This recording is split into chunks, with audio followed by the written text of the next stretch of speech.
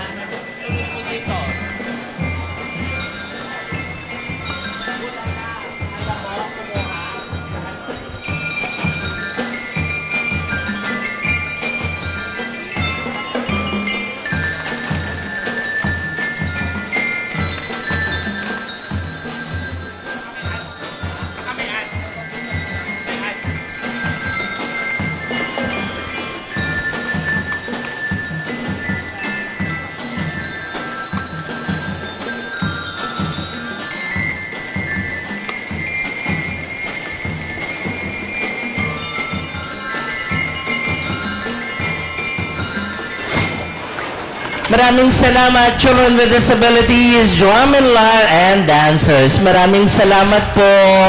Salamat sa inyo lahat. Salamat po sa mga magulang for bringing their children here this morning and braving this strong rain.